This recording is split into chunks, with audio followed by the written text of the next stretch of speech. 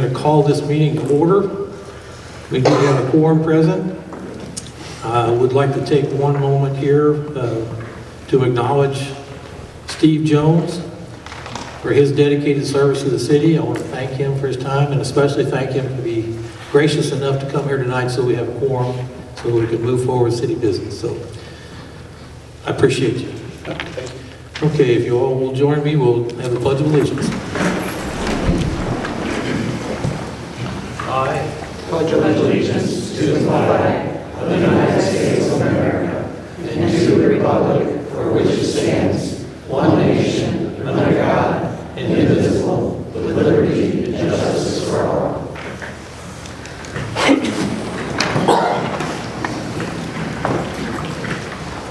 Okay, next order of business is certify the election results. I will take a motion to approve certification. Make a motion. Second. I have a motion by Alderman Laws and a second by Alderman Doonard. Any discussion? Congratulations. I will have the clerk call the roll, please. Laws? Yes. Junior? Yes. Horner? Yes. Jones? Yes. Motion carries. That brings us to the oath of office. The three candidate-elects will step up here. They will be administered the oath of office by our city clerk. We did. We were so friendly.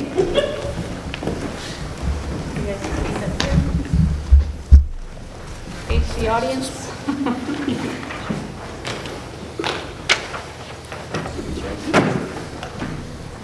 And just repeat after me. I state your name. I, Terry Huffman. Do solemnly swear do solemnly swear that I possess all the qualifications that I possess all the qualifications prescribed by law prescribed by law necessary to uphold the duties necessary to uphold the duties in the office of Alderman, in the office of Alderman, that I will support that I will support the Constitution of the United States the Constitution of the United States and the state of Missouri, and the state of Missouri, the provisions of all laws of Missouri the provisions of all laws of Missouri, affecting cities of the fourth class, affecting cities of the fourth class, the ordinances of the city of Troy, the ordinances of the city of Troy, and faithfully demean myself and faithfully demean myself while in the office of Alderman, while in the office of Alderman, for which I have been elected for which I have been elected on the 8th day of April 2025. on the 8th day of April 2025. Congratulations.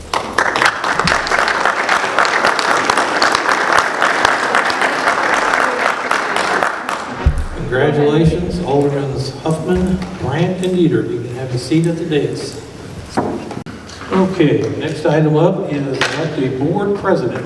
I'd like to nominate Rachel Dooner. I second it. We have a motion by Alderman Dieter, second by Alderman Huffman. Any discussion? You may call the roll when you're ready. Dieter? Yes. Junior? Abstain. Horner? Yes. Huffman? Yes. Laws? Yes. Bryant? Yes. Motion carries. Thank you. Next up is, I need a volunteer for appointment of the Historic Preservation Commission. This seat was vacated by K.D. Kemper when she resigned. Now that we have a full board, I would take a volunteer. I'll do it. Okay. Confirm that Alderman Dieter has volunteered to be the aldermanic representative to the Historic Preservation Commission. Thank you, Alderman Dieter. Okay, I'll take a motion to approve the consent agenda. I have a few items I want to remove.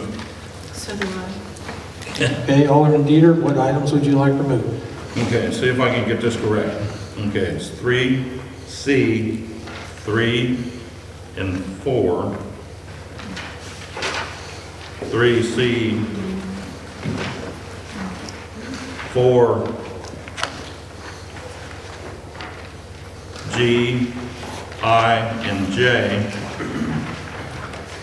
and C3, 7, A, B, C, and D. Okay, let me see if I got this right. 7, A, B, C, and D. 4, G, I, and J, is that correct? Correct. And 3, what was under 3? 3, C3 and C4. So under item C, that's department head reports, you want to pull the wastewater department and the finance department, is that true? Correct. Then under the finance department in particular, you want G, I, and J, is that correct? Yes, and I'd also like 3, 4, the finance department with Linda. Have a question there as well. Okay, I'm not clear with you here. You're pulling, Okay, 3, C4, there is no... finance department, Linda Flynn. Okay, all right. So you're pulling, under department head, you're pulling 3 and 4. And to be clear, Under 4, G, I, and J. Okay, so under the finance department report in particular, you just want those 3 items discussed, G, I, and J, is that correct? Yes, but I also have a question to ask Linda directly. Okay, all right, I'm not sure how, I guess we'll pull all of 4 and then pass all of 4 after the discussion. Okay. And then it was under 7, department head. Under 7, administration department Administration. was A, B, C, and D. Okay. Has everybody got that? Okay, Alderman Huffman, you had some additions to that? Yes, on 3, under committee reports, 1 park. And then I think Dennis pulled a couple of the same ones I wanted. Also, under 4, finance department, B. Okay, so we've got all the finance department report has been pulled, so we will go through those. You want B, Dennis wants G, I, and J, and you want the parks department report Yes. pulled? Okay. So that's under committee reports. We got number 1, parks, that's been pulled. Under department head reports, we have 3 and 4 have been pulled. And under administration, we have 7A, B, C, and D. Is that correct? Correct. Anybody else? With the exception of the items so marked for being pulled, can I get a motion to approve the consent agenda? I'll make the motion. Second.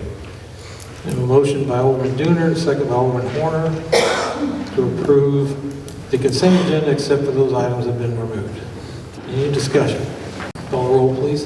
Dooner? Yes. Horner? Yes. Huffman? Yes. Laws? Yes. Bryant? Yes. Peter? Yes. Motion carries. Thank you. Okay. Parks Department. Alderman Huffman.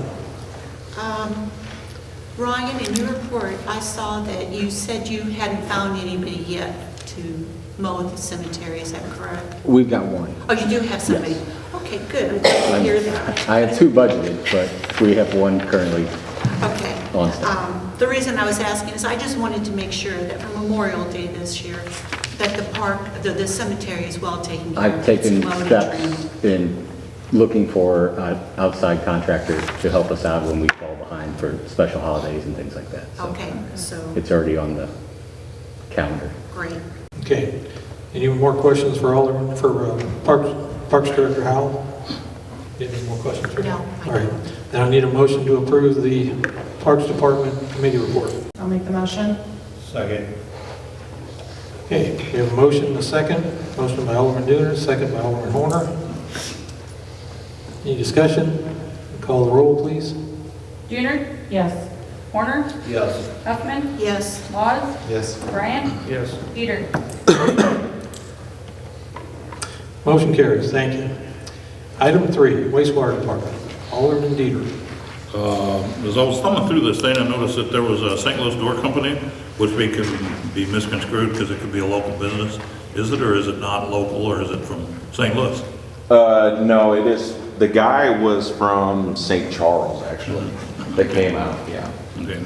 The reason I ask that is because years ago, we always had this ongoing conversation that we always buy locally within the city first, Yeah. within the county second, within the state third, and then we go out to wherever. Yeah. I was just kind of curious as to, So the only reason why is per your guys' purchasing policy, we had to go out for 3 bids, and that was our best bid on the gate. okay. This was approved in last year's capital improvement plan, and then now we're trying to get put in, went out for 3 bids, and this was the best bid. So that's the only reason why it went out. I was just kind of curious because we try to keep everything as local as possible. Sure. And when I seen that, it just kind Yeah, of. it was very significant from a local company to this bid. Okay. Yeah. Okay. I'll make a motion. Is there any other discussion? Okay. I'll make a motion to approve 3A. Second. Okay, have a motion by Alderman Dieter, second by Alderman Dooner. Call the roll, please. Dieter. Yes. Junior. Yes. Horner. Yes. Huffman. Yes. Lodge. Yes. Grant. Yes. Motion carries, thank you. Item 4, Finance Department, Alderman Dieter. Okay. The first question is a touchy question. It's been around for at least a year. They have passed the Prop M years ago, and there was a lot of discussion of what that money could be used for. My biggest question is, nobody seems to know how much that is. I was told that as the public, they can't know. I guess my question is, now being on the board, I know you may not be able to tell me in this public forum, but I would like to know how much money is being generated by the Prop M money. I cannot tell you that. Well, how can we willfully and correctly do a budget not knowing all of the income? I could have you be made part of, there's a form that anybody that wants to access sales tax information has to sign, and I could make you part of that, have you sign that you could not share that information with anybody either. Another reason why I was asking that question If is, there's 6 or less dispensaries in town, we cannot reveal that the amount that's being generated, that's personal business of that business.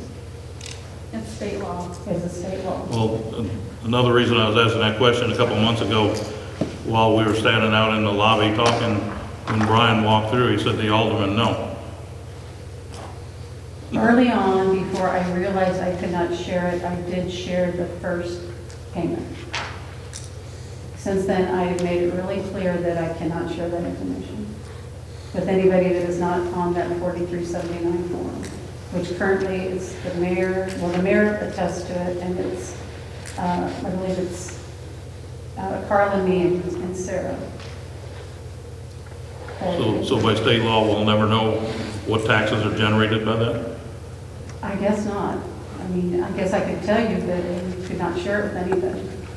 It says it in here that an employee of any political subdivision cannot share that. It's part of the law. What statute is that? 32.057. So for clarity, the amount of revenue you do know because it's in the general revenue fund.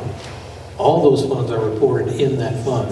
Projected revenues are there. So you may not know in particular what that one business is paying, but it's part of those dollars that go into general revenue as a tax. I guess one of my concerns with that is that when the Prop M was first brought up, it was brought up for public comment, and a lot of the questions were asked what it could be used for. And it was specifically stated that it could be used for EMS, the people that are involved, police, ambulance, fire, those type of people. How can you specifically use a fund for some groups of people that you don't know the specific amount of the funds? It's part of the amount I account for in sales tax, which pays for police and parks and any other general fund department. So we are using it for police. Okay. Contact our reps. Thank you. Can we move on then? Or we need to? Item G. Okay. Item G is to the control pit on Cottonwood Court. What exactly is that?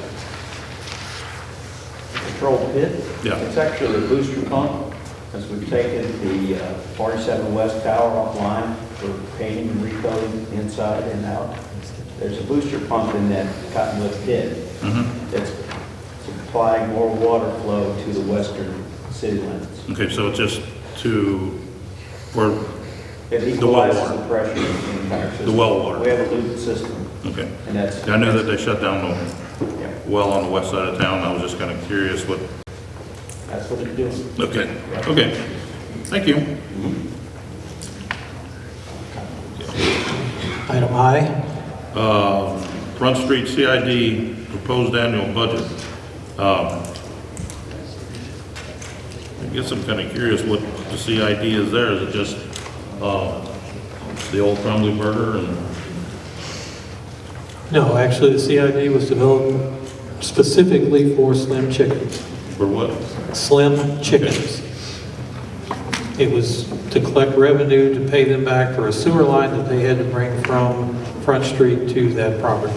Yeah, I knew Slim Chickens had a CID, but I was just shocked that it was under. That's Okay. what this, Okay. yeah, that's what they named it, was Front Street CID. So the Front Street CID, the CID is on a business that's not on Front Street. The sewer line, Sewer line runs going to access to the hotel and Charles Tire. That should be attached to that entire strip mall, correct? no, it runs from Front Street to Slim Chickens. Okay. The other CID we have is called Lincoln Crossing CID. And where exactly is that one Takes in Burger King, or Hardee's, Taco Bell, the hotel, Walgreens, Casey's. at? Oh, okay. Okay. So the name doesn't necessarily indicate, That one was approved back in 2000. well, at the risk of getting too far off the subject, yeah, that one's been around for a long time. This one, I'm not sure, this one's about 3 or 4 years old. Okay. Whenever, just before Slim Chickens opened, they created the CID. Okay? Okay, now you need a motion for I need item all J. fours. Item J pulled as well. Yeah, that's, I can just answer this. you just answered that one. Okay, all right. Terry, you had, or Alderman Huffman, you had an item under finance as well? Right, on the Boone Slick Regional Planning Commission invoice. Exactly what is that? We hired Boonslick Regional Planning Commission to help us facilitate the rewriting of the comprehensive plan and the zoning ordinances, going through all that for our updated version of the comp plan. It was in last year's budget, and that's one payment on, Okay, so that is a monthly expense? no, That is a one-time expense? well, it's split into 2 budget years, I believe. It's about a $45,000 cost total, and our one payment was $22,500, so they tried to put it into 2 budget years. It'll finish up in the 25-26 budget, and we'll make our next payment then. Okay, so exactly how do we benefit from that? Well, the comprehensive plan is a growth and structured plan for the city as a whole. It kind of lays out all the desired growth, where we want to be, the zoning, goes through all the regulations. They've been rewriting, or at least reviewing all the zoning ordinances. But it develops a growth map, a roadway, a plan for the future. We do one every 10 or 12 years. It was placed. These are all ones 12 years old. Yeah, we're working under about a 12-year-old plan. 2012, I believe, is when it was passed. So yeah, it was approved last year. They've been working on it. It's going to take over a year to get it done. Dave and I have been working with her through planning and zoning. We've had, yes, lots of meetings. Boonslick's been here a lot. I make a motion to accept that then. Okay, I'll need a motion to approve the finance director's report as a whole. Okay, I got a motion by Alderman Huffman, second by Alderman Dieter to approve the finance director's report. Call the roll, please. Huffman, Yes. Laws, Yes. Bryant, Yes. Yes. Peter, Junior, Yes. Horner. Yes. Okay, number 7, Alderman Dieter. Okay, I was going through this employee personal guideline for drug testing. It says approve a drug-free workplace and testing policy on A, repeal drug and alcohol policy on B, and repeal drug testing policy on C. I didn't see B or C in here, the ones we're replacing. Or is it there? Am I missing? They're in there. It's in it? Okay. So my question is, and I had this question pop up by somebody that applied, since marijuana is legal, if somebody goes out and smokes a joint Friday at 5 o'clock, they're still gonna pass positive Monday if they apply for a job. If it's medical, is it still a no-go? That's So correct. we can discriminate against somebody that has to do it medically? Yes, It's not legal under federal. it is, yeah. Hmm? That's So correct. if you carry a CDL, personal driver's license, it's not legal under federal. Federally, it's still illegal. And since we get federal grants, we cannot, we have to be a drug-free workplace, regardless if you carry a marijuana card or not. Interesting. Learn something every day. Okay, then we'll move down to D, the holiday, that was just to include the Christmas Eve, correct? Okay. Just wanted to clarify. Yeah. Yeah, that's the only change. We do it every year. It's easier to put it in policies, so we don't have to do it every year. Okay. Just wanted to clarify. Can I get a motion to approve item 7? So made. Second. Okay, Alderman Dieter made a motion to approve administrative department report, seconded by Alderman Laws. Any discussion? Call the roll, please. Dieter, or I'm sorry.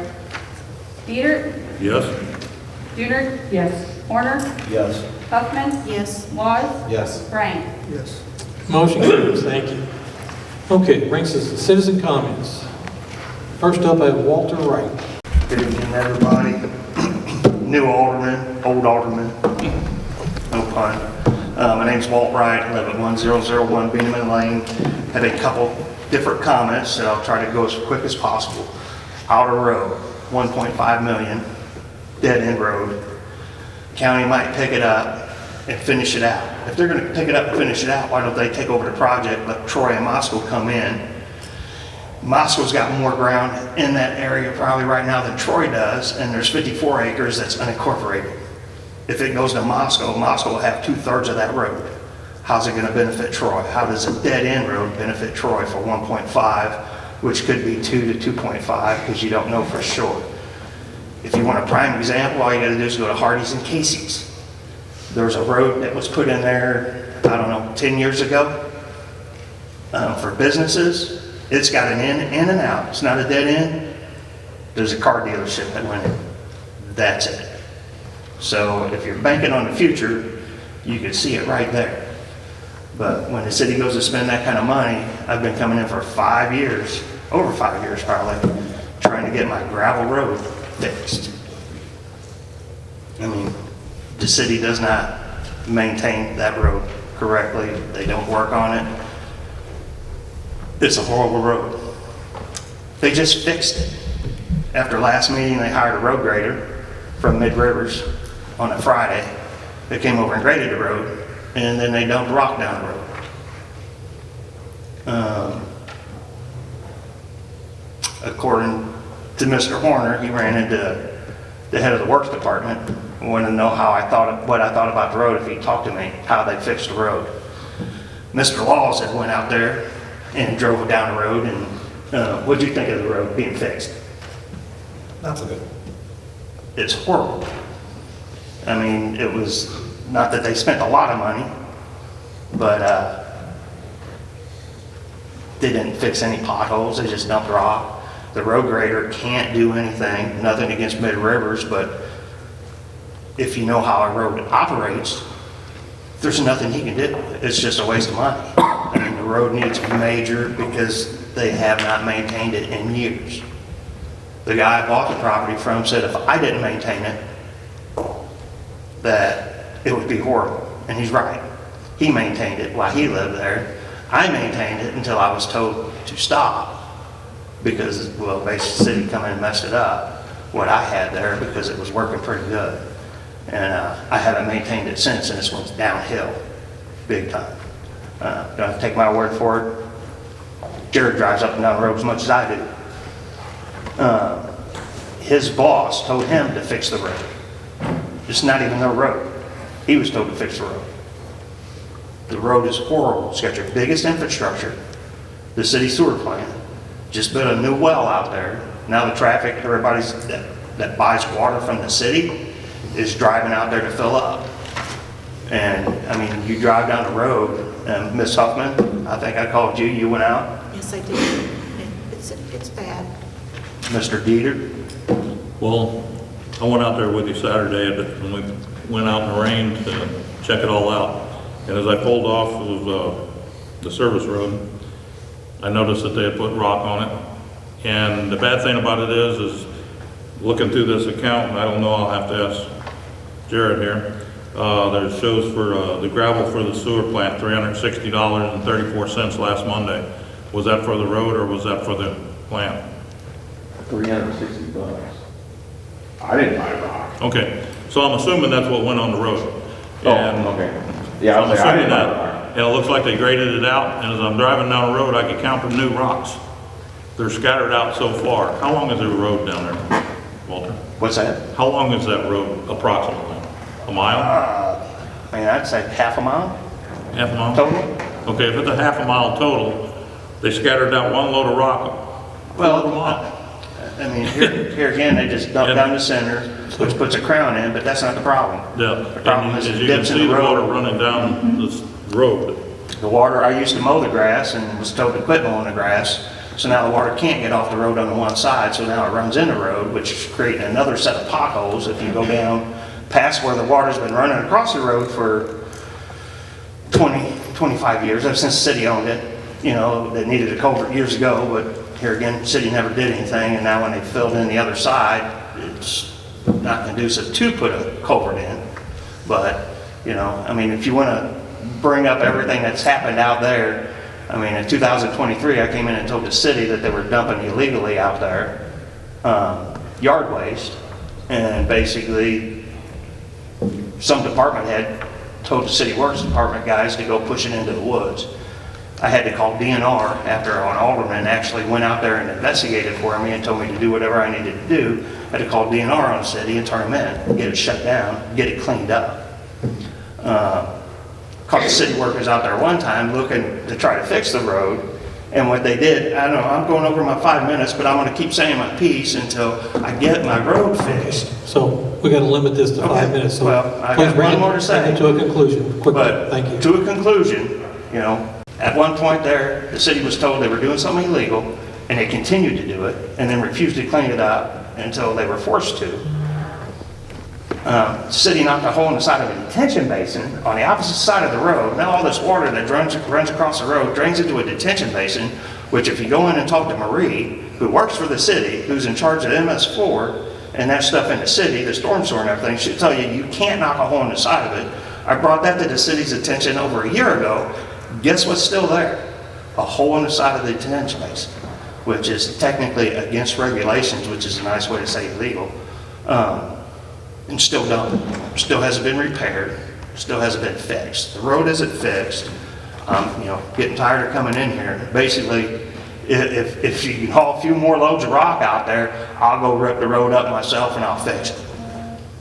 You know, if you don't have anybody that can fix the road correctly, if you guys can't do it, I'm going to do it, or I'm going to do something. Thank you. Okay, thank you. Next up is Tina, and I'm sorry, the last name, it's 555 Buchanan. She left, sir. She left? Okay. All right. We're going to move on then. It looked like ROHN, I believe. I could, okay, thank you. Very good. Next up is Leland Race. How are you guys doing tonight? Yeah, good. Good. If it's okay, can I distribute these packets to you guys so you guys can see what I'm seeing?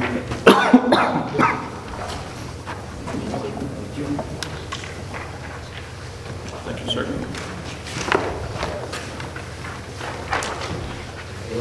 Thank you. Thank you. So, my name is Leland Race. I own and operate World League Wrestling here in Troy. We've been here since 2013, December of 2013. We've been operating live events since May of 2014 here. We're live professional wrestling. We dress up in our underwear and we go and play around. That being said, we are a business at heart, and we are running into an issue that's been taking place for the past number of years now. If I had to put a number out, I would say 4 or 5. When the expansion of Cherry Blossom Way took place back in 2016 to accommodate for the trucks and the traffic that Toyota and Most, I believe is what it's called, brings in. They, to my understanding and from what I have been able to look up, have installed an updated culvert. If I'm wrong, that's a good possibility. But since that point in time, there has been, in addition to that, 2 storm drains and then the water runoff from a field, the empty field that's across the street from us. And also the school bus lot has been added since that point in time, which they had to regrade it, landscape it, and make it, so basically all the storm water runs off from that and across the field, across the street, and the storm runoff. And it goes into a culvert that feeds directly into our parking lot. To the point of we are having to cancel our events. And if you don't know anything about us, we largely make our money from live events where people come in and they get to be entertained for X amount of hours. And I find it, I cannot ask, as the business owner here, I cannot ask our customers, our fans, however you want to word it, to subject their clothes, their feet, and cars getting stuck to do that. I would like to see what it could happen in regards to getting that water redirected. There is a creek bed on the south side of our property. That water could just be, for lack of better words, trenched to. And long and short, that's it. Because I can sit here and talk, but it'd be way over 5 minutes. So, all right? Cool, thank you guys. Thank you, appreciate it. Sure. Okay, next up I have Karen Mosey, is that correct? Yes.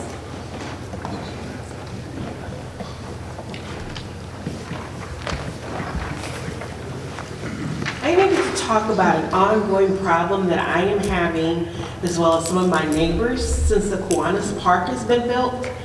I have kids walking across my yard, riding bikes through my yard, riding little mini motorbikes through my yard, leaving trash in my yard. I've talked to the Parks Department twice. They said they were going to put up signs, but the wheels of government move slowly. However, I don't think signs are going to matter because I already have signs in my yard and they walk past them and simply ignore them. I've lived there for 20 years and I didn't have a problem with all of this in my backyard until the park came in. I need to know what the city is going to do so that my property is no longer damaged by the kids walking through, riding bikes through, and whatever else to get to that park. Ma'am, may I ask you, I'm Jeff Fisher. What is your address? Oh, I'm sorry, Karen Mosey, 240 Beech Tree Drive. And it just so happens my piece has a storm drain, so there is a strip of green grass that they are literally walking through. And I asked them nicely not to walk through my yard. I've had kids flick me off. I had a kid earlier today when he was riding his motorbike through it tell me, call the police, I don't care. Have you called us? Yes. Okay. Do you continue to call? I've not heard any problems on it myself, but I'll check into it. I mean, I've even called because they're moving the trash cans so that they can climb on top of the bathrooms. People are saying the kids need something to do, but the kids are tearing up what they do have. Okay. I'll definitely look into it and I'll touch base with you. Okay. Thank you. Okay. Thank you. That's all. Thank you. Ma'am? Appreciate it. Yes. Just a quick question. Behind your house, how many houses are in that area? Because I've been out there numerous times. The first time it was vandalized, we went out and To be honest, where they vandalized that, I can literally stand out my kitchen window and see straight to the park. Okay. Ryan, what would it take to put up like a 6-foot chain link fence all the way across the back of those properties? Because I know what she's talking about. Those kids come through there quite. And it would be wonderful. I mean, you put up a 4-foot fence or they'll go over a 6-foot fence. They're not going to pick up their bikes and motorcycles and go over it. And it's not just me. I have other neighbors who are also seeing it. And it's just not hers. I'm talking about through that stretch. Yeah, short answer, I don't know. You're talking the whole north Probably side. half a mile of fence. Yeah. Yeah, I understand. Getting locates, make sure we're not on, somebody else's property, that kind of thing. I wouldn't even be able to put a number on it.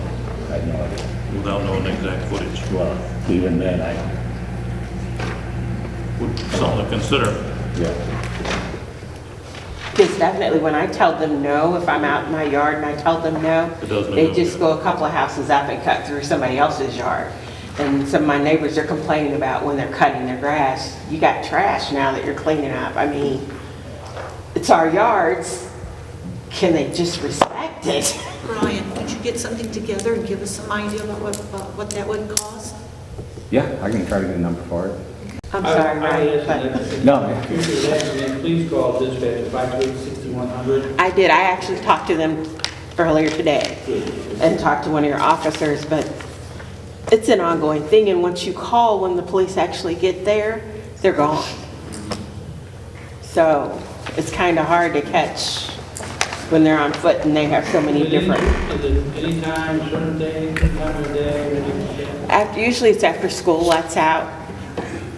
I know a lot of them are probably walking from the school, and rather than walk on the sidewalk that actually goes all the way to the park, they just choose to walk through our yards. We'll see if we can have a chat with you. Okay, thank you. Thank you. Okay, that's all the citizen comments we have. Gets us number 5, unfinished business. Letter A, discuss supplemental actuarial evaluation of alternate loggers benefit L6 plan with 4, 2, or 0% member contribution rates. You all have all the information that was requested last month in your book. We've had a chance to go through that. Again, this could be decided at any time if you're not sure. If you have any questions, now's the time to ask. After looking over this, hearing all the remarks from numerous people, I think to go with loggers L6 with 0 contribution is beneficial for the city, it's beneficial for the employees, it's beneficial for the future of the city. And when I say the future of the city, because it will also help attract qualified people to come here. Retirement's very important. When you're real young, a lot of people don't think about that. But it is very, very important. They need to stop and consider these things. Like I said, with 0 contribution, I think that will create something for the city of Troy that will allow maybe even some people that have left to come back. I know that it will attract new employees. I know it will change the morale of a lot of the employees in the city. I just think from my own personal experiences, my own life experiences, I contributed nothing to my pension for the 45 years that I worked for the company. It was part of my benefit package. When I retired, I can honestly sit up here now and tell you I make more money now than I did when I was working. And that's a plus. And people need to understand that. And like I said, it's beneficial for every employee of the city to understand that this is their future. This is something that will help every one of them. It won't leave no employee behind. It affects everybody. And like I said, I believe that it should be L6 with 0 contribution. I'm also in favor of L6 with 0% for the same reasons I said last month.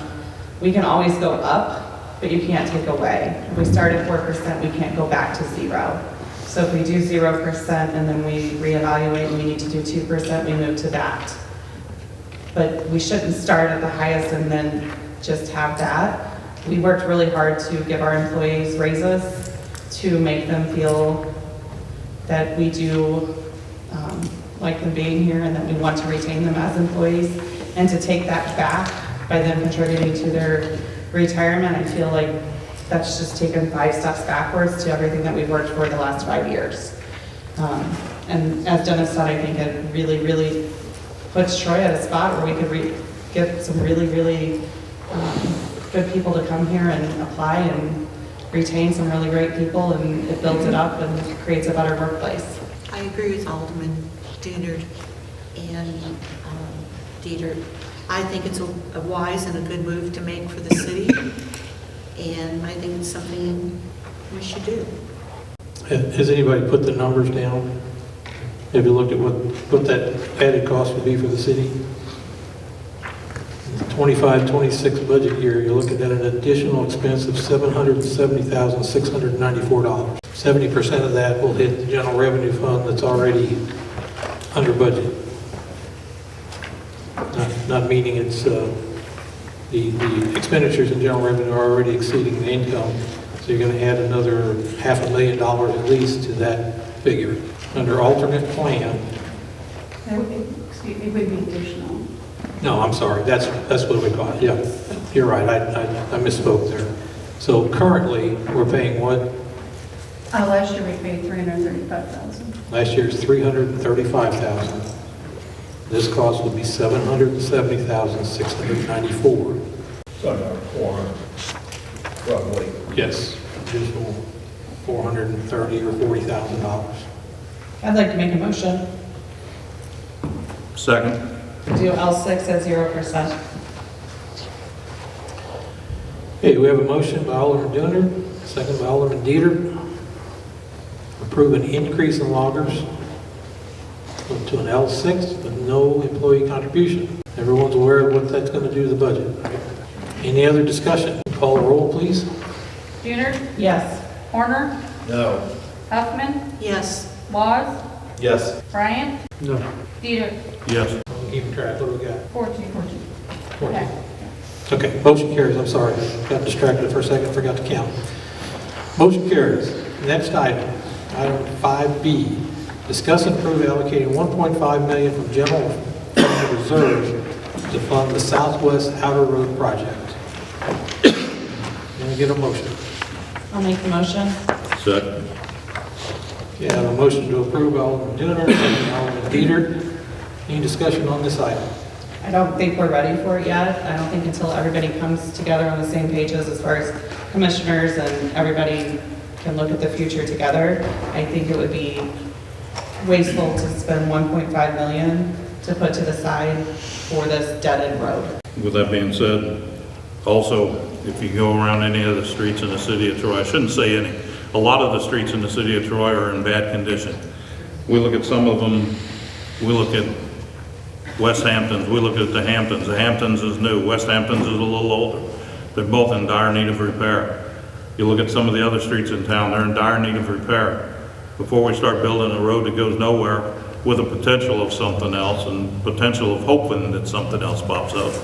If we're gonna put a new road in, we need to connect the road from the roundabout to the other side of the high school to alleviate traffic concerns with the high school for one, and that would open up a business district through there. There's a great potential there. Mark Cross brought that up years ago before his passing. It was something that I think the board, for the most part, agreed with. It was a prime location and something that needed to be done.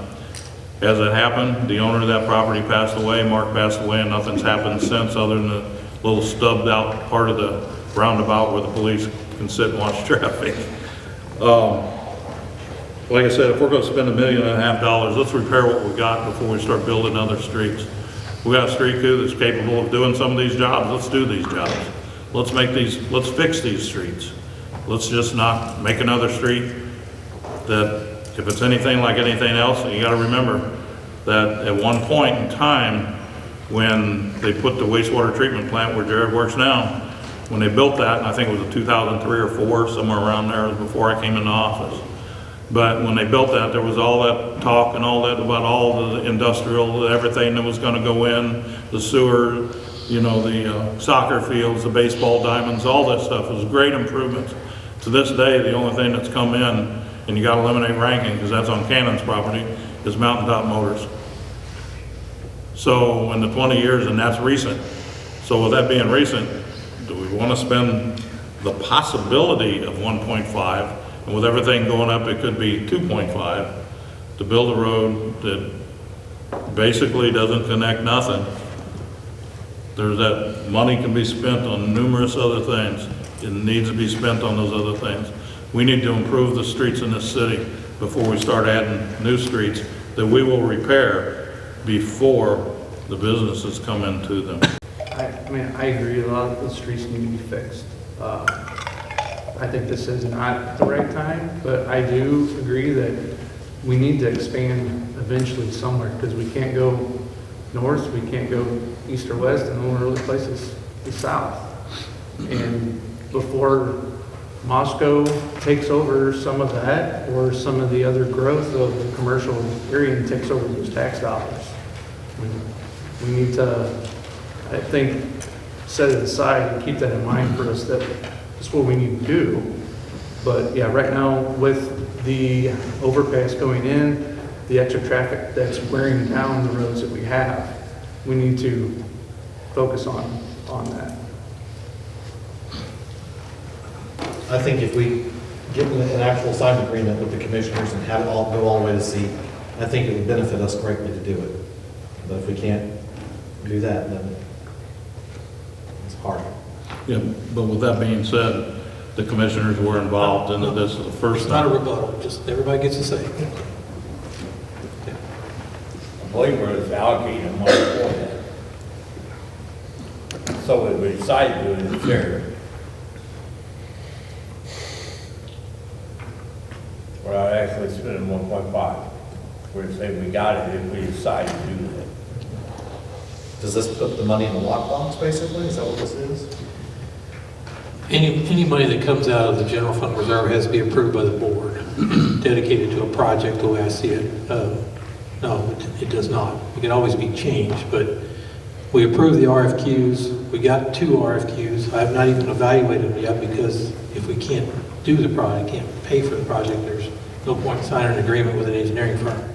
But I would point out that there's no better time than now.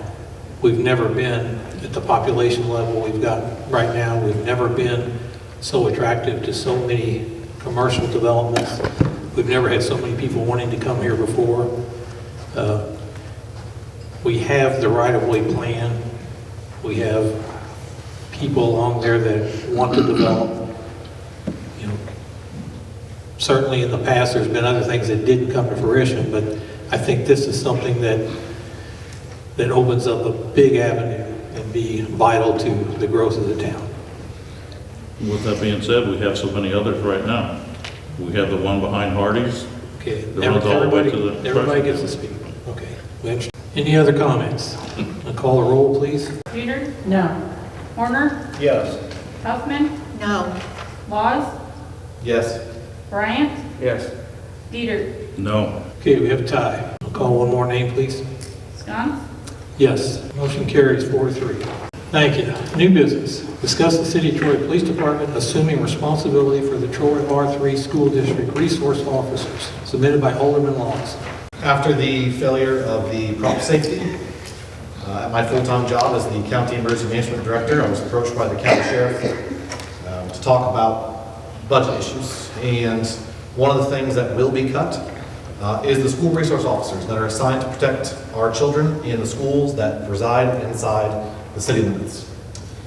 While they will not be pulled this school year, come August, they will not return to those schools. So I asked this to be put on the agenda for the city to begin the discussions and think about what this looks like for the potential of our school children.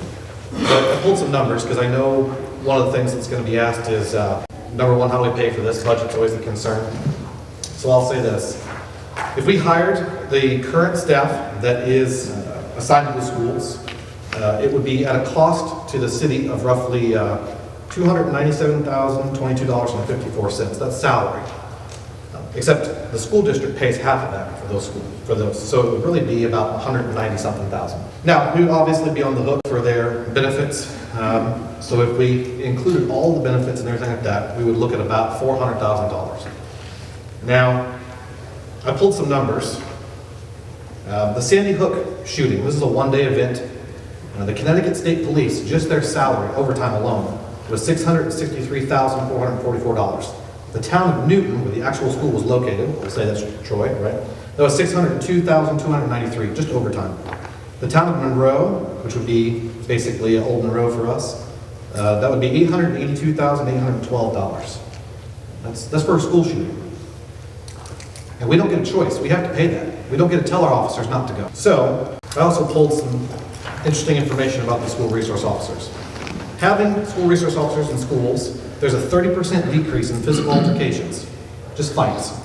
Nothing super serious, but kids that are fighting, just having school resource officers, 30% decrease. A 67% decrease in motor vehicle accidents on or around school property. Look at the high school over here. Look how, there's only one entrance and one exit. Could you imagine cutting down 67% of those accidents that our officers already have to respond to? There's a 150% decrease in weapons in the schools.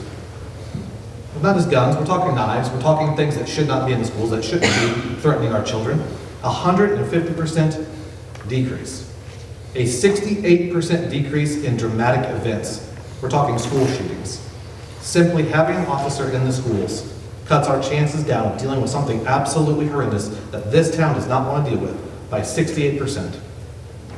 I found this one fascinating. A study done by the NASSP, which is the National Association of School Principals, shows that for every single dollar that we spend on school resource officers, the city and the surrounding area makes $11.13 in economic growth and evaluations. And I promise not to tell the name of the big box store, but I got a hold of one of the big box store's questions that they present to economic development people when they are looking for a place to go. The third question on this is, are the local school districts nationally rated? Do they receive above average marks from state or federal oversight? Does the local jurisdiction having authority provide school safety programs, meaning school safety officers, DARE, START programs, fire prevention, and safety week participation? I know this is a big ask. I think that this is a moral imperative that we hire the school resource officers and have them back in the schools in August. Well, would R3 do about the schools in Moscow and Hot Point? I talked to the sheriff from Egan's. Since the 9th grade center is just outside of our city limits, the sheriff would cross commission the officer. It still work for us, but the school resource officers do a lot more than just sit in the schools. They go to these houses, they interact with these parents and these kids. I don't have an answer for the schools that would be in Hawk Point or Ellsbury or something like that. Obviously we can't fix that. Right, I'm just talking about R3, sure, which would be Hot Point or Moscow. So Hawk Point would be the only one that we wouldn't have an answer for. And for my full-time job, I'm in conversation with Hawk Point to take that over too. How many officers? Because I know they usually have one full-time for high school and 9th grade center, and elementary schools are part-time, right? So it would be 5 officers total. The elementary schools all share one. And then the 9th grade center has one, both the middle schools have one, and the high school has one. Now, what I would like to see, obviously, is we hire them in bulk. They already have the training, certification, and knowledge. We wouldn't have to spend any money on getting them sent to schools. Those certifications, they travel with the officer. This also has the added benefit of bringing the city closer to the number that the national average of police officers per population. This is the only time, if we had an outing, let's say an event in downtown, that had the population of our schools, our police officers would be there working. So to not have them every single day from August till May, I think is a gamble that's way too huge for the city to take. Have you talked to Jeff or Dustin or? I have. I've had conversation with them. I clued them in on what I was going to ask. I didn't. Well, I haven't heard anything official from the Sheriff's Department, not a word. Talked to you when we heard through the grapevine, so I contacted the superintendent. The major and I have an appointment with him at 3:30 this Wednesday to discuss some options and what the school can offer and that sort of thing. It's a big task, but it can be done. It'll be up to the board to help us make it happen. We should have been in there years ago, but different things happen and didn't work out that way. But it has a lot to make your streets even safer, because that communication between the officers and the students. In the meantime, we've discussed with the command staff, we're going to try to visit some of the schools more often than we have in the past. We used to like to go in there and try to walk the halls occasionally. We're going to be taking care of that kind of thing right now. But won't know much until I have a meeting with the superintendent. I understand where you're coming from about hiring bulk, and guys are already, but they have to go, we just can't hire them. We have a policy and a whole program they have to go by. Sure. And we can't guarantee they want to come. We don't know. So a lot of them may and may not, but we have a process here they have to go through. Sure. You know, so I'm not for just hiring bulk. I'm for hiring people that are suited for the job. You know, we do psych exams, the whole fit, and some don't do that, but we do. What would we do the officers in the summer? So the summertime, they still work just like the schools. You know, most of the time, they end up helping with the larger events. You know, we have the fair parade, they end up working those anyway. And obviously, it would be up to the chief and the command staff what happens to those officers, but you know, they would be our employees. So what we would want them to do in the summer, they would do. Yeah, they're utilizing on patrol, they're utilizing different aspects of power shifts, whatever. So they just don't have summer off or anything like that. But it's nothing we can't handle if we get the resources to do it. But like I said, I don't know what that would be, because I haven't heard anything official.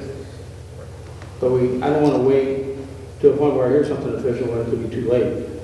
I heard it, so it's at a meeting with the superintendent. Sounds like everybody's on the right path too, if that is what happens. You guys are all on the same path, like, if that is what happens, you guys We have a few officers we're looking out that were one time school resource officers at their prior city, so.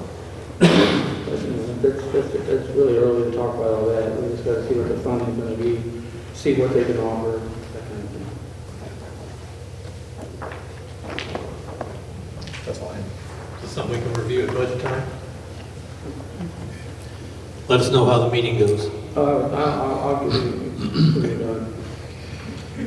All right, no other discussion on that item, we'll move on. Item B, discuss and resolve streets, submitted by Alderman Dooner. I'm going to turn this over to Dennis. He wasn't sworn in yet, so I put it on there for him. Thank you. Alderman Dieter.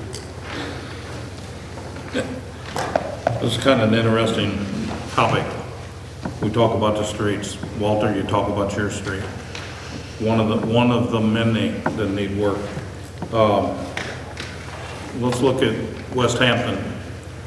West Hampton, the developer that developed West Hampton, about the time he finished, or about the time he almost finished, or was finished, I'm not sure, but it was never dedicated to the city. Well, the guy met a tragic death. Streets are falling apart. Some of the streets literally could be gravel.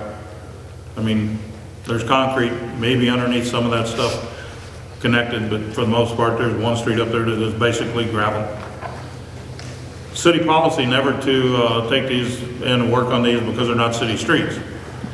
Okay, with these not being city streets and the developer being deceased, I guess these streets will never be dedicated to the city.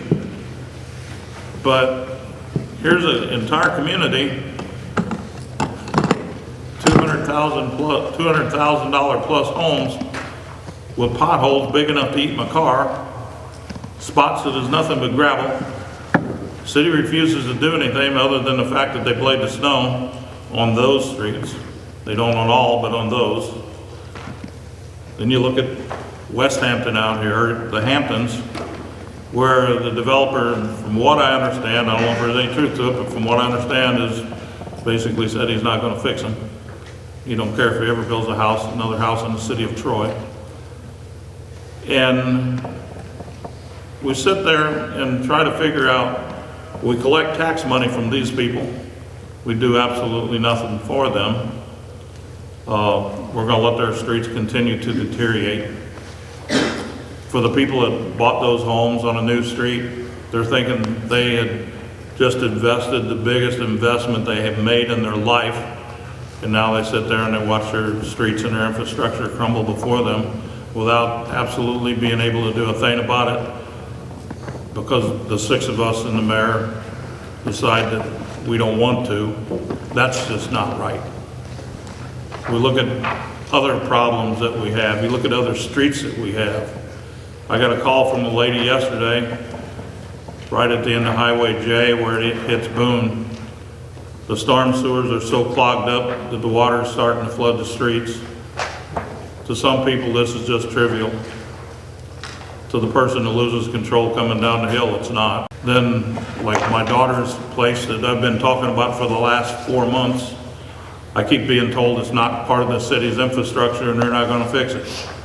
Okay, my question is this, and I have the videos on my phone, I have pictures on my phone. This weekend we had a 2.25 inch rain. That's not a big rainfall.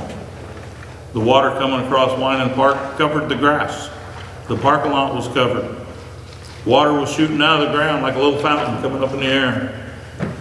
You got all the runoff that runs up from Flynn Well Drilling, from the Lutheran Church, from Judy Lane, from the top of Huntington, McCoy Blossom Funeral Home, the Lutheran Church, the other church. All this is funneled through culverts up to 3 foot in diameter. It dumps out into Patsy Creech and Bud Creech's yard. Needless to say, it's made a mess out of their yard. Now they have ruts in it. I know Patsy's old and up in the years. She probably doesn't even know it's happening. But then it dumps into a ditch and it tries to run it through a culvert that's about 18 inches that has told that it has nothing to do with the city. It's not the city's property. Well, if it's not the city's property, why use it for your infrastructure? Is my question. You know, do we just turn our backs on the citizens of Troy? That's one of the reasons I run for alderman again, is because I got tired of people having problems, coming to the board, and they couldn't get nothing done. I have great hopes for this board. I think it's going to change things around. Mr. Race, you talk about having problems with your area down there. There's been problems down there for a long time. Do they need to be addressed? Yes, they do. We just spent $1.5 million on a road to go nowhere, and we can't even, pardon my language, fix the damn streets in the city of Troy. That is just not right. It's not acceptable.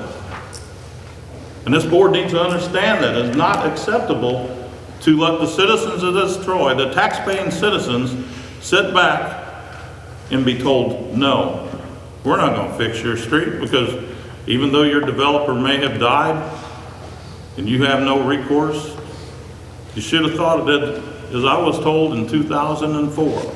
I should have thought about these things before I bought in the city of Troy. That was the reason I run for alderman in 2006, to try to make a change. I'm hoping this board's a little bit different than some of them in the past. But to turn a blind eye on the citizens of Troy is just not right. It's wrong. It is dead wrong. You know, if you sit back and look at some of the things that happened, we accepted Kiwanis Park after it had been destroyed by a flood. Does that make sense? I haven't been out there since. I don't know if it's ever been repaired or not. But we need to fix these streets within the confines of the city limits of this town before we start building new ones that go nowhere. But we're hoping that when we build this street, that businesses will come in. We got a business district that sits out here by the wastewater treatment plant. All those acres out there have been sitting empty for years. Walter can attest to that. He lives across the street from it. All it's been good for is picking blackberries and mowing grass. There's no businesses come in. Ron talks about all the opportunities that are coming up. Why don't we tell them to come to the property we have? We have property up here, or there's property available behind Hardee's. Walgreens runs all the way down to the Chrysler dealership. There's property numerous places around town with roads that are available. But yet we'd rather build a new one and turn our backs on the citizens of this town. I just don't think that's right. I never have, I never will. You know, these people pay taxes. They need to be represented. Our streets need to be repaired. And like I said, West Hampton, I feel sorry for those people out there. I've worked with them for years trying to get it resolved. Never could, because it never was dedicated to the city. And now that the developer, like I said, he met a tragic death, is no longer with us, and there's nobody there. They have nobody to go to except us. Are we the ones that are going to turn our back on those people? I would hope not. I really do. I hope not. We need to do something. And it ain't just the residents that live there. Jeff's city trucks drive over those streets all the day. Is it doing damage to them? Yes. Dave drives his cars up there when they go to inspect things. Could it do damage? Yes. Jeff and the police cars? Yes. They travel them more than anybody. Yes, it can do damage to our own property. We should care.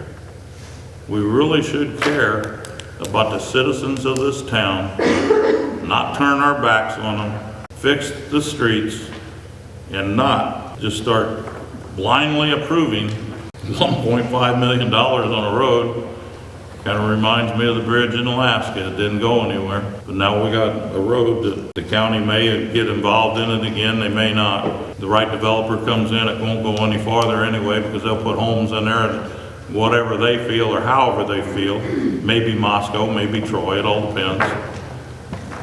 But before we continue doing these things, we need to, one, set up a program to where the developer can't walk away from it, that there's money allocated to fix it if they refuse to.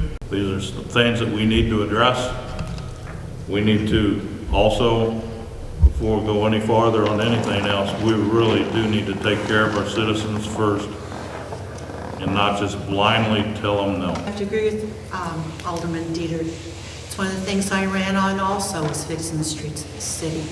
If you live within this city, you shouldn't have to worry whether it was dedicated or not. If you're paying taxes in this city, you should get your street fixed. I have to agree with everything he said. The time has come to take care of the people of this town and to fix these streets and not let these developers walk away from it. I believe we put that in our planning and zoning, if I'm correct, Jay, where we have that any future developments has to put a bond up so that the streets and stuff will get left behind. So we are taking steps. But we also need to take care of the people who I agree. that are in the mess now, that have gotten lost in the shuffle, that have the bad streets too. I mean, if you pay taxes in this town, you should get your street fixed. What would it take to get that dedicated to the city, Troy? The streets he's talking about, Hamptons or West Hamptons? I'd feel a little safer for an attorney to answer that question because I mean, I don't we know what's just can't involved. go and take property. That developer owns it. That's what I'm asking. What's it take to get that done? I don't know. Condemnation, maybe? You need consent of the landowners. So if we have the majority of the Hamptons residents agree to do it, then it could become the city's? I think you would need all of them, All of them. I would think. But then the city is, the Board of Aldermen would have to approve the condition of that street. Right. Because you all have ordinances that we have to say it's in this condition before you accept dedication. So if that street and infrastructure is not at that level, you all have to waive that requirement. Well, to give you an example, Jeff Niemeyer, when he was here, I talked to him a couple of months ago and he had talked about the end of 3rd Street. And I know the city's been putting cold patches stuff periodically. But I asked him and he told me, he says, yeah, he said, we'll dedicate it back to the city if they'll take it, you know, no problem. Because for them to fix that 50-foot part does not fix the street correctly. It needs to go back 4 or 5 panels more, maybe 6. Bring it down to where it doesn't go this way and this way, but it go this way. They can only fix that 50-foot section, so, you know, it's in best interest of the city to take that to alleviate the problem, fix the problem. And it's probably something Jeff's crew could do. I mean, they get some guys out there do good work with concrete. They have the equipment to do it, so they can physically do it. But it's just like, you know, they're talking about bringing in new business. Well, let's take care of the ones we got. You know, Mr. Race back here having problems with the flooding, the roads and everything down there by him. Let's fix these. You know, I'm dumbfounded by the fact that these are the conditions we're in, and I feel sorry for somebody that moves into the city, moves into a relatively new subdivision, thinking, hey, you know, I've just made the purchase of my life and I'm happy as can be, I love this town, and the road just slowly deteriorates in front of their eyes. Now they're ready to bail ship. And now they got a $200,000, well, more than that now, but we'll say a $250,000 home, that they can only get 200,000 because the road is literally falling apart in front of them. You know, it's not good for the city, it's not good for the residents of the city. Something needs to be done.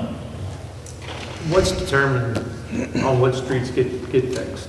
I mean, because there's various ones that, I mean, that they go through. There's a grading process. Basically, the roads that need it the most get it sooner, and then the roads that serve the most people have a bigger population. In the past, they've only done so many streets a year. And definitely they got a process of what they go through, best of the worst. And what may be the first one on the list for next year may not be the first one on the list when it gets there next year, because a couple others may have fell apart in front of it. Yeah. But yeah, I do know 3rd Street, this last rain and the previous rains, I mean, it's, when you're driving southbound, I mean, that car is in nothing but water all the way down through there, probably because of... That's drainage. Yes, exactly. Yeah. So, I mean, we do need to get that definitely addressed and fixed. Because if not, it's just going to keep washing everything out there.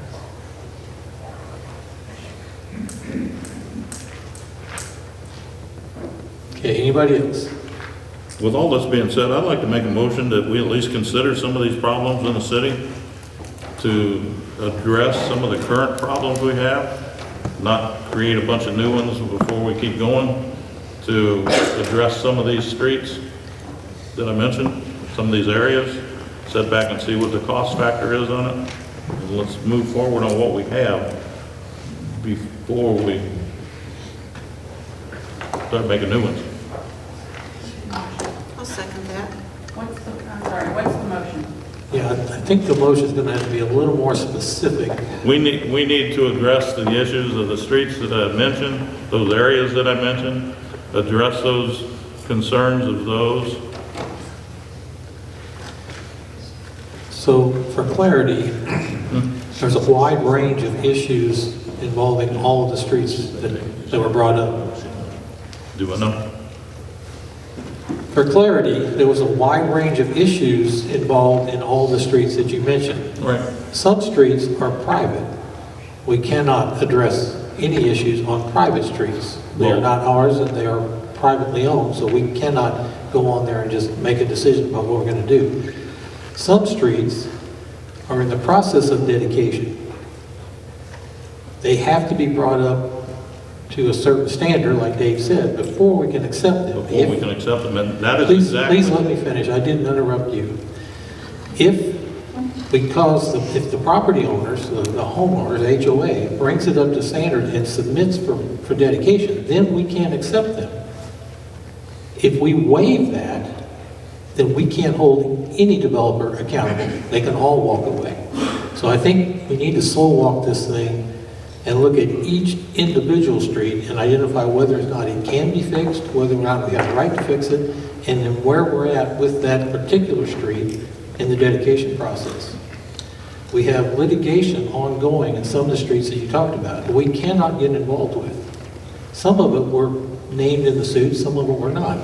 So just to blanketly say we're making a motion to fix streets, we have to be very careful and be very specific about what it's going to be.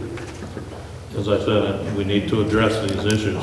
And as far as those streets, it's like I said, the developer for out there at West Hamptons, if you can get him to speak, I want to be there because I think he's been in the ground for at least 2 to 3 years.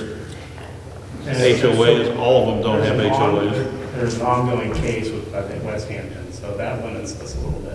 I know they've been struggling with that for the last couple of years. Yeah, it's still pending. Can we talk about that? It has been for quite some time. Yeah, that needs to be a closed session conversation, yeah, absolutely. Could we ask them to come back to us in a month with a study of those areas? Exactly. And it's like I said, it's just like the street on my daughter's. They keep talking about it's not a city street. Okay, it's not a city street. We can't fix that street because it's not a city street. Then why use that culvert for the city infrastructure? Why are we running all of the runoff from half of the west end of town through a culvert this big around, but it's not even the cities? If it's not the cities for one aspect, it's not the cities for another. So can we have them So let's see what study it those costs to reroute that water Yeah. to not run through that street. Right. I guarantee you that Culver's a lot cheaper. Let's have them look at Benjamin, 3rd Street, Hamptons, come back to us in a month when we meet again with reports and costs. Yeah, that would be fine. Like I said, I just think it's sad that we just allocate $1.5 million for Is there a the potential. specific motion? Can you? Okay, I make a motion that we have our There's a motion on the We table. have a motion and a second on the floor, but we're not sure what it's saying. Is that right? I have considered addressing streets mentioned. Okay. Is that's do you the have? motion and the second? Consider addressing streets mentioned. Yep, That's your motion. yeah, because I call them all by name for the most part. Okay, we have a motion by Alderman Dieter, second by Alderman Huffman, to consider, I'm sorry, one more time, the streets mentioned. Consider addressing streets. Consider addressing the streets mentioned. Any discussion on that motion? so I would like to follow Quentin's specifics as far as, because he names them, so. inside that motion, I guess we have them study overall cost and issues at those, let's say 3. Well, it's You basically, can't modify his motion. Okay, all right. So I understand if there's debate on that particular motion, but I don't think, you're not modifying it, right? You're just giving the specifics of the names of the streets, Sure. correct? Right. So, Benjamin Lane, 3rd Street, the Hamptons, And entrance, Dana. and Dana. You talked about West Hampton, the Hamptons. West Hampton, the Hamptons, 3rd Street. 3rd Street. Oh, no, the third. Why don't we street. vote Dana. this, why don't we vote Dennis's motion down and then maybe do your approach? Okay. That would be my suggestion. Do what now? Clear. My thought is let's vote your vote. Well, she asked for the streets, that's what I was saying. okay. Okay, All right, so we have a motion and a second on the floor. We're going to have to take a vote on that. If you're Right. not in favor of moving forward with the way that is presented, then you'll vote no. If you are in favor, you'll vote yes. Any other discussion specifically on the motion and second on the floor? Call the roll, please. Peter, Yes. Junior, I'm so confused. Yes. Corner, No. Huffman, Yes. Laws, No. We'll and make- Bryant. No, because we'll read it. Yeah, we'll read it. Yeah. Word tie, sconce. Well, I can't. No. Okay, I make a motion. that Motion we have- fails. Now Hang the on. floor is open. All right, I make a motion that we have city staff study the following areas and come back to us in 1 month with a report on cost and issues at 3rd Street, Benjamin Lane, Hamptons, And West Hampton. West Hamptons, and Dana. Yes. Yes. Write your motion down, so I can have that all. I'll second it. She's supposed to write down. So the motion is to have, Some clarification. yeah, Jeff would like some clarification on that. So you want exactly what? What's the scope, what am I looking for, what am I studying? Yeah, so Alderman Laws made the motion. I'm going to have Alderman Laws answer your question, which is a good question. Can you give him some scope of what exactly you're asking him to come back in a month with? Okay, so I think that we should come back with what the issues are, how they pertain to the city, what an estimate cost would be for us to fix it, if it's fixable.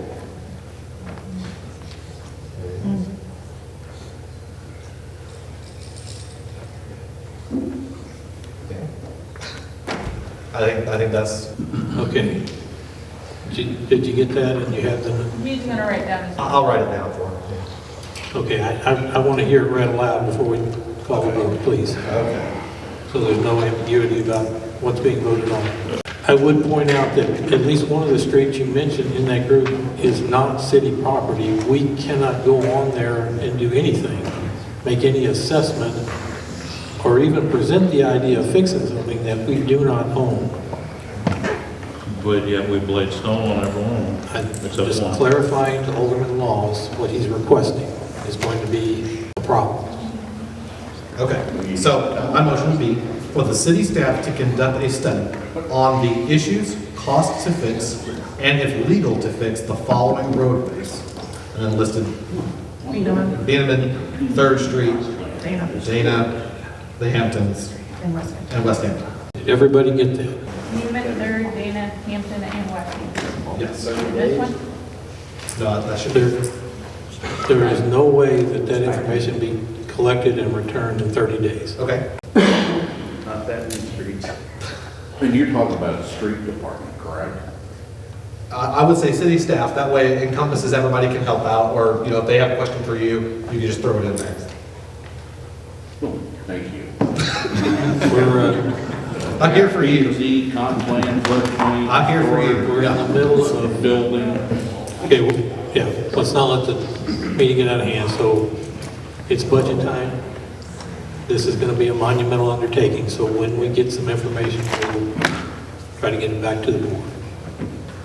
Okay, the motion is on the floor. We have a second by Alderman Dooner, is that correct? Yes. Any discussion? Does everyone understand the motion? Hearing no discussion, I'll ask the clerk to call the roll, please. Boggs. Yes. Bryant. Yes. Dieter. Yes. Junior. Yes. Horner. Yes. Huffman. Yes. Motion carries, thank you. Item C, discuss employee leave donation policy, submitted by Alderman Dooner. Okay. This was brought up 2 or 3 years ago, and so I'm bringing it back up. It would allow the employees to share their banked PTO time, however you want to, sick time, leave time, to gift it. There were stipulations put into it. We drew up an ordinance and everything, and it was tabled. So I would like a policy drafted and added to the policy manual so that the employees are able to share their time.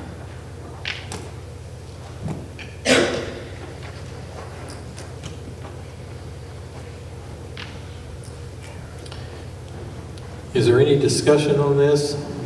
So it would be someone volunteering to write the policy or help foster it through, and then it'd be presented for a vote. And I emailed Carla and Brian both the ordinance that was created originally, so I think it can be adapted fairly easy into the policy. Yeah, and just for clarity, it's a long time ago, but it was withdrawn, it was never presented and tabled. So it was not ever presented to the board in the form it was. That was one of the things, and there was lots of issues that need to be worked out. So it's there. The details will be rather complicated. We've looked at some of the preliminary stuff, and there's a lot entailed there. So Carla's got Present it. it. We can present it. We can. okay, all right. We'll have some questions. So does anybody have a problem with proceeding in this direction?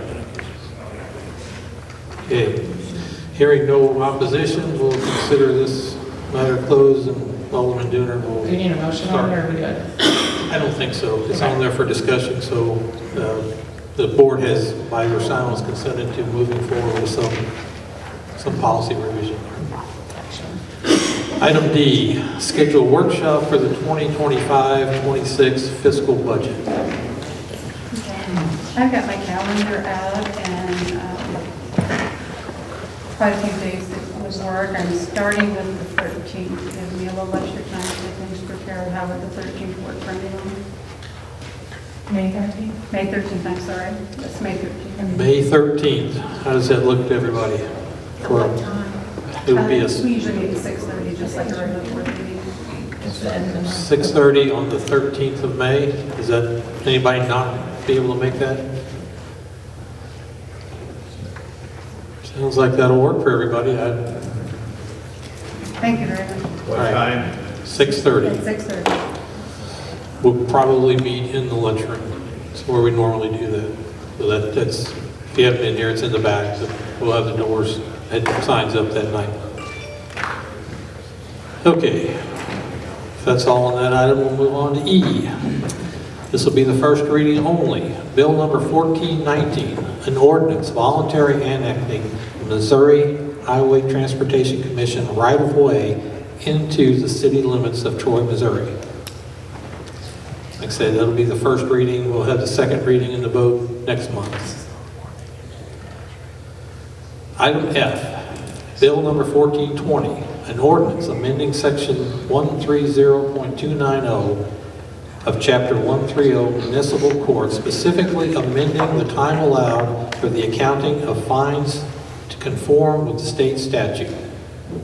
Second reading, bill number 1420, an ordinance amending section 130.290 of chapter 130 municipal court, specifically once that decision is made, and see how it is he wants to proceed. As far as the ordinance that's on the floor, I don't quite understand what. I think he's saying if there's an email that goes with the contract, he would like either the board president or a member of the board to be included in that email so that there's transparency between the board and the mayor and all the things happening within the office. Did I get it? Pretty much, except the fact that I just wanted you to be there during this negotiation. Sure. What negotiations are we discussing? Pardon? I don't understand the negotiations. There is no negotiation. Okay, so the way I see it, we have to deal with the motion in a second. It's on the floor first.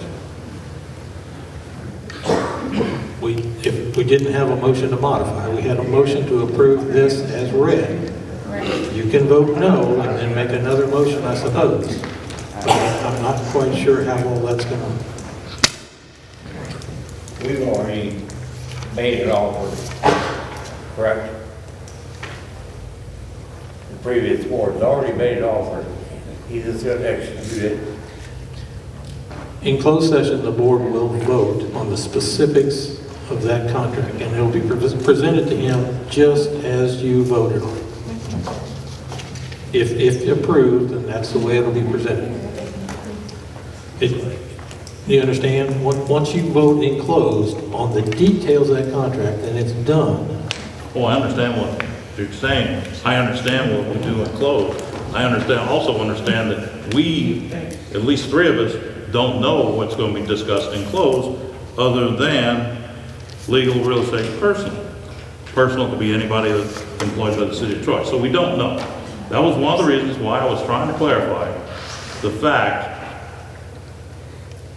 You will be able to review the contract in detail in closed session before you vote. Okay. Does that help?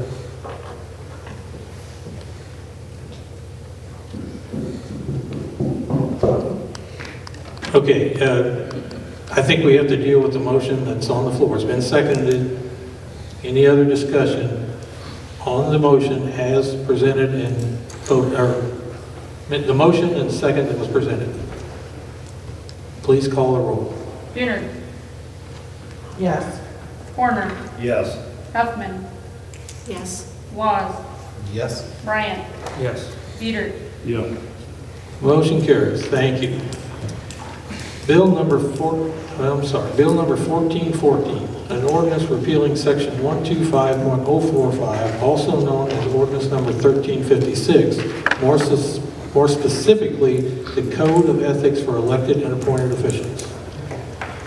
Second reading, bill number 1414, an ordinance repealing section 125.045, also known as ordinance number 1356, more specifically, the Code of Ethics for Elected and Appointed Officials.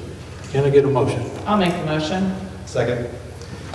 We have a motion by Alderman Dooner, seconded by Alderman Laws to approve Bill 1414 as ordinance. Any discussion on this item? Hearing. Go ahead. Yeah, actually I will. Okay. I asked for the repeal of this. I was told that I could not because I voted on the wrong side. So Mr. Laws was kind enough to put it on here. I put it on here because the person who sponsored this publicly said that it was a personal ordinance against myself and that it was only for myself.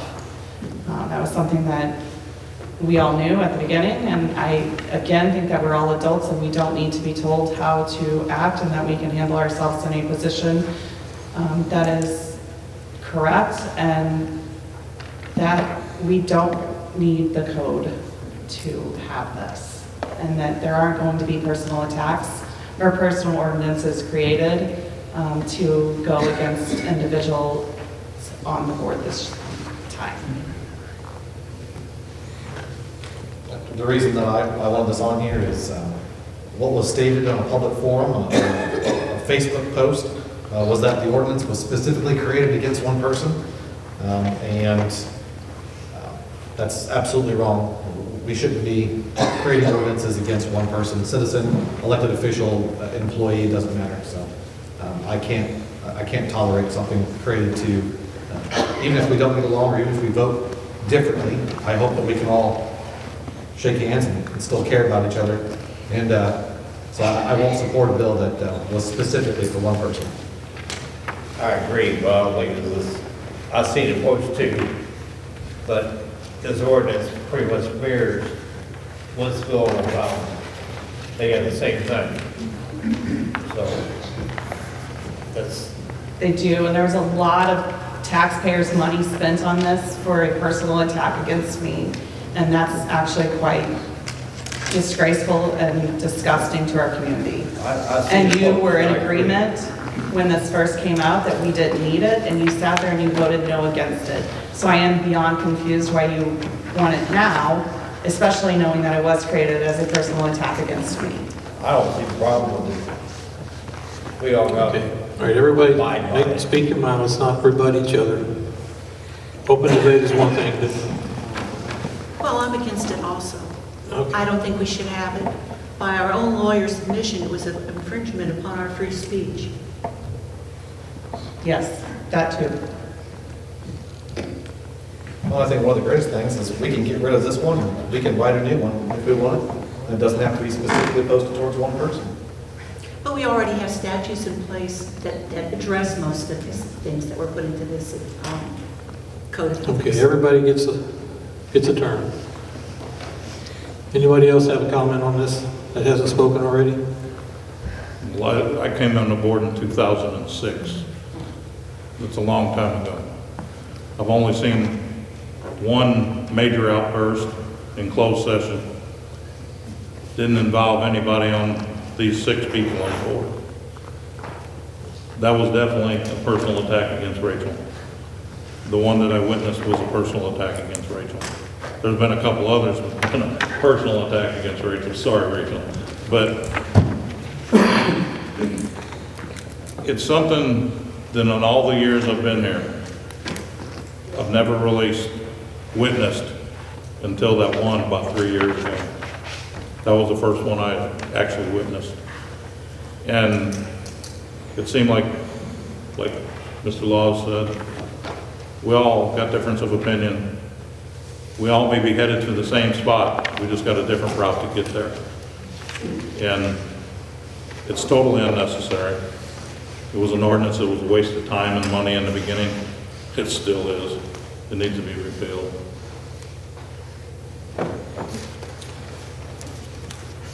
Call a roll, please. Buhner? Yes. Warner? No. Huffman? Yes. Laws? Yes. Bryant? Yes. Peter? Yes. Motion carries, thank you. I will take a motion to go into closed session Second. for legal, real estate, and personnel. Alderman Laws made the motion, seconded by Buhner. Laws? Yes. Bryant? Yes. Peter? Yep. Buhner? Yes. Warner? Yes. Huffman? Yes. Motion carries. I must. Yes, it will.